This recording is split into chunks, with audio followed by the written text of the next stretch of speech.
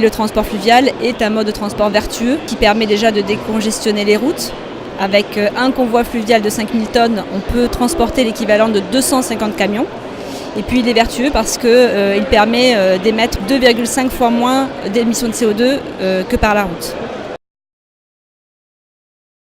La charte d'amélioration des ports, c'est une démarche de progrès qui a pour objectif de mieux intégrer les ports dans l'environnement, maîtriser les nuisances des activités qui sont accueillies sur les ports et concilier les différents usages.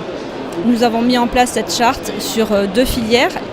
La filière industrielle, pour toutes les activités industrielles qui sont implantées sur nos ports, donc surtout le BTP, le produit valorisable.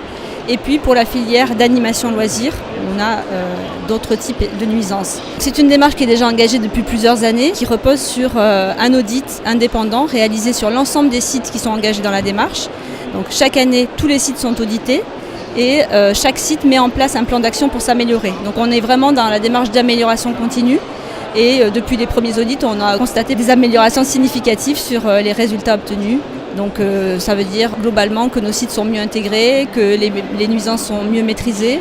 Donc on peut avoir des progrès sur les émissions de poussière, sur les nuisances sonores, sur la propreté, l'entretien des sites. Donc c'est tout ça qui s'améliore. On souhaite aujourd'hui juste mettre en avant cette démarche d'amélioration des ports qui nous permet d'avoir des sites qui sont mieux intégrés, d'une meilleure qualité et donc qui sont mieux acceptés ensuite par les riverains, par tous les gens qui sont autour des ports.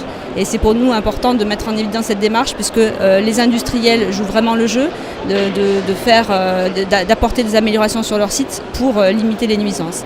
Et sur le volet animation loisirs, on a aussi ce type de démarche avec là une charte locale qui est mise en place avec les différentes parties prenantes autour du port, donc les mairies d'arrondissement, les riverains, évidemment les exploitants des installations à caractère animation loisirs.